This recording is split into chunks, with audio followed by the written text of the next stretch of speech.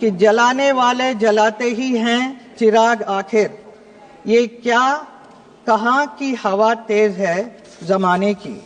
सदन में चर्चा हो रही है, इस विषय में मुझे भी भाग लेने का अवसर मिला है, इसके लिए आपका मैं बहुत बहुत धन्यवाद प्रकट करती हूँ। सबसे पहले मैं कहना चाहूँगी, दिल्ली में जो हुई है जीत, इसके लिए मैं हमारे पार्टी भारतीय जनता पार्टी के सभी नेताओं और कार्यकर्ताओं सभी को बहुत बहुत शुभकामनाएं, बधाई देती हूं। मैं बहुत है, वित्त मंत्री निर्मला सीतारामन जी मोदी जी के सरकार में नारी शक्ति का प्रतीक तो है, साथ ही ग्लोबल लेवल पर भी आज वो भारत की नारी शक्ति का गौरव के साथ रिप्रेजेंट कर रही हैं। एक महिला सांसद के नाते मुझे उन पर बहुत ही गर्व है। निर्मला जी का ये लगातार 8वां बजट है, जो एक रिकॉर्ड है। उनके इस असाधारण उपलब्धियों के लिए मैं उन्हें बहुत बहुत बधाई देती हूँ। भारत आज दुनिया का सबसे तेज गति से विकसित हो रहा देश है। प्रधानमंत्री श्री नरेंद्र मोदी जी के मार्गदर्शन में वित्त मंत्री निर्मला जी ने जिस प्रकार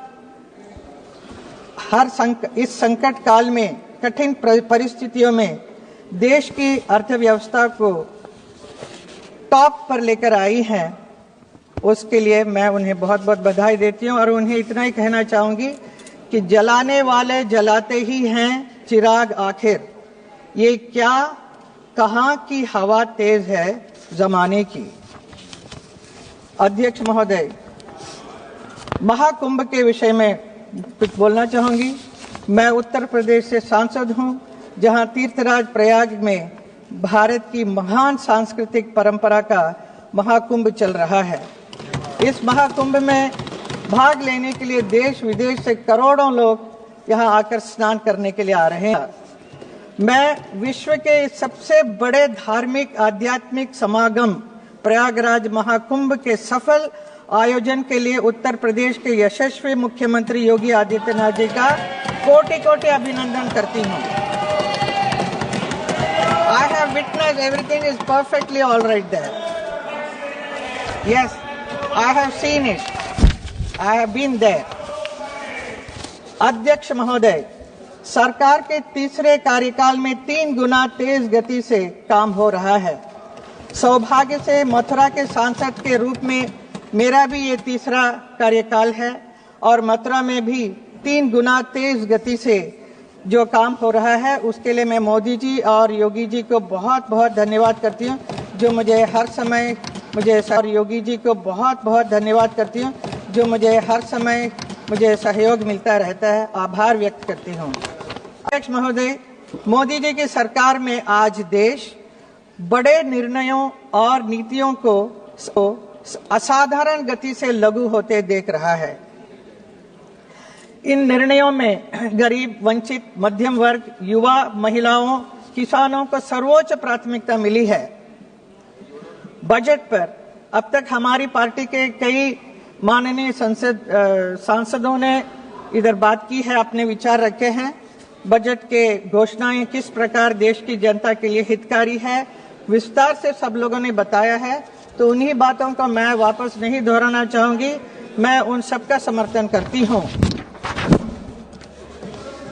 बजट के कुछ फ्यू पॉइंट्स है जिसमें मैं कहना चाहूंगी। अध्यक्ष जी, वित्त मंत्री जी ने इस बात पर जोर दिया है कि भारत की इकोनॉमी में महिलाओं की भागीदारी बढ़े।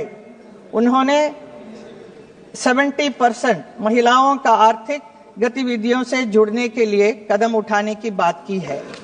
मैं देश की अपनी नारी शक्ति से यही कहना चाहूंगी, तुम्हारे हौसले अधूरे हैं, उड़ान बाकी है। ये तो सिर्फ थोड़ा है, आसमान बाकी है। नाम तेरा भी होगा, काम तेरा भी होगा, अभी तो तुम्हारी पहचान बाकी है। एजुकेशन सेक्टर की बात करें तो अगले 5 वर्षों में सरकारी स्कूलों में 50,000 अटल टिंकरिंग लैब की स्थापना और भारत नेट परियोजना के अंतर्गत ग्रामीण क्षेत्रों में सभी सरकारी प्राथमिक स्कूलों में ब्रॉडबैंड कनेक्टिविटी बहुत अच्छा कदम है। हेल्थ सेक्टर में कैंसर की 36 मेडिसिन पूरी तरह से ड्यूटी फ्री कर दी गई है। अगले 3 वर्षों में सभी जिला अस्पतालों में ये डे केयर कैंसर सेंटर स्थापित करने की सुविधाएं प्रदान करने का निर्णय किया गया है। होगा यूथ सेक्टर में बजट में देश के युवा के लिए स्टार्टअप के लिए लोन सीमा को 10 करोड़ रुपए से बढ़ाकर 20 करोड़ रुपया किया गया है। अध्यक्ष महोदय, टैक्स विषय में इस बजट में एक हिस्टोरिकल और पॉपुलर घोषणा की गई है, जिससे पूरे देश के मिडिल क्लास और सैलरीड क्लास के बीच खुशी की लहर दौड़ रही है। इनकम टैक्स में अब तक के इतिहास की सबसे बड़ी छूट की घोषणा की गई है। इससे देश के मिडिल क्लास और सैलरी क्लास के बहुत राहत मिली है। इस निर्णय के लिए मैं माननीय प्रधानमंत्री श्री नरेंद्र मोदी जी और माननीय वित्त मंत्री श्रीमती निर्मला सीतारामन जी का देश के करोड़ों मिडिल क्लास और सैलरी क्लास लोगों की ओर से आभार व्यक्त करती हूं। This year budget reflects most sincerely the thought process of our Honorable Prime Minister Modi ji, whose singular aim is to give the Indian population an Amrit Kal for years to come. The wealth creators to the economy are also not looked down upon as filthy rich. Tax the rich and feed the poor slogan has been completely erased. महोदय, हम सबको गर्व होना चाहिए कि हमारे देश में पहली बार ऐतिहासिक world audio visual entertainment summit यानी वेव्स का आयोजन हुआ है। ये है नए भारत की पहचान। कला और फिल्म इंडस्ट्री के प्रतिनिधि होने के नाते मुझे भी इस समिट में पार्टिसिपेट करने का अवसर मिला। प्रधानमंत्री जी के साथ इस अवसर मिला था। इसके लिए मैं हमारे प्रधानमंत्री और आईएमबी मिनिस्टर अश्विनी वैष्णव जी का आभार व्यक्त करती हूं। अध्यक्ष जी, यमुना हमारी महान आध्यात्मिक परंपरा और संस्कृति में यमुना मैया की आध्यात्मिक महत्व है, मथुरा वृंदावन की पहचान है, जीवन रेखा है।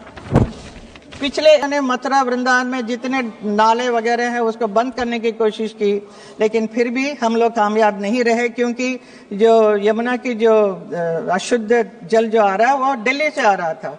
तो हम उस वक्त दूसरी पार्टी राज कर रहे थे, तो हम कुछ कर नहीं सके। सब हम सिर्फ हमारे ब्रजवासियों को इतना ही कहते रहे कि सब ठीक हो जाएगा, जल्द ठीक हो जाएगा।